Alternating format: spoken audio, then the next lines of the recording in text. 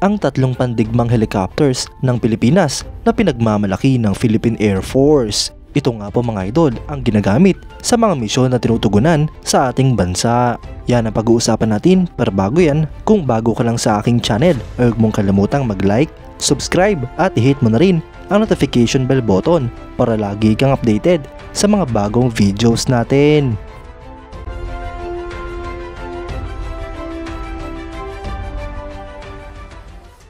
Una na nga po sa listahan mga idol sa mga pandigmang helicopters ng Pilipinas ay ang MD-500 Defender. Ito nga po mga idol ay isang series ng American family ng light utility civilian or military helicopter. Ang helicopter nga pong ito ay unang lumipad noong February 27, 1963 at na-introduce naman noong 1967. Sinimulan nga po itong i-produce noong 1967 hanggang sa kasalukuyan at meron na nga pong mahigit sa 4,700 units ang mga naggawang ganito.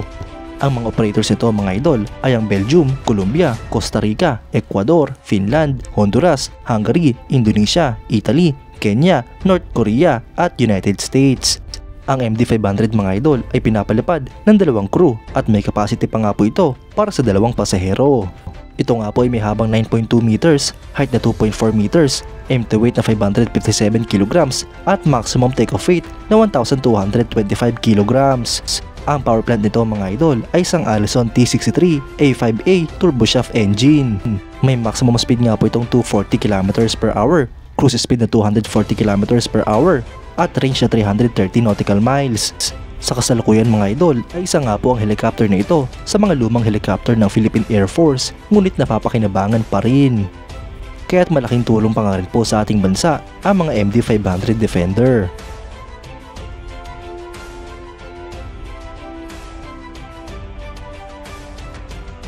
Ang kalawang helicopter naman ay ang AgustaWestland AW109.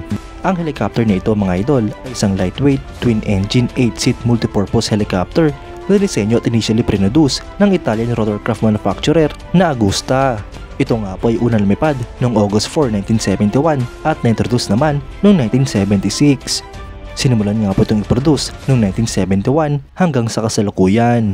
Ang mga current military operators nito mga idol ay ang Algeria, Albania, Angola, Bangladesh, Belgium, Bulgaria, Cameroon, Chile, Ecuador, Egypt, Greece, Italy, Japan, Latvia, Malaysia, Mexico, New Zealand, Nigeria, Peru, Pilipinas, Slovenia, South Africa, Sweden, Turkmenistan, Uganda at United Kingdom.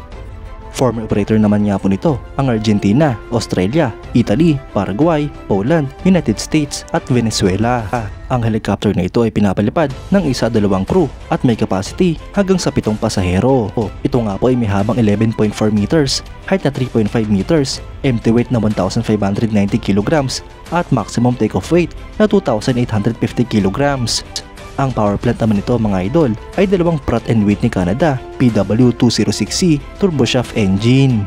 Ang maximum speed nga po nito ay 311 km/h habang ang cruise speed naman ay 285 km/h. Ang ikatlong pandigmang helicopter ng Pilipinas ay ang Bell AH-1 Cobra. Ang helicopter na ito mga idol ay isang single engine attack helicopter na dinevelop at minamanufacture ng American rotorcraft manufacturer na Bell Helicopter. Ito nga po ay miyembro ng prolific UE family. Ang AH-1 ay mas kilala rin sa tawag na UE Cobra o Snake. Ito nga po ay unang lumipad noong September 7, 1965 at na-introduce naman noong 1967. Sinimulan nga po itong i-produce noong 1967 hanggang 2019 at meron na nga pong mahigit sa 1,100 units ang mga nagawang ganito. Ang mga current military operators nito mga idol ay ang Bahrain, Japan, Jordan, Kenya, Pakistan, Pilipinas, South Korea, Thailand, Turkey at United States. Habang former operators naman ang Israel at Spain. Ang helicopter nito mga idol ay pinapalipad ng 2 crew, isang piloto at isang co-pilot o gunner.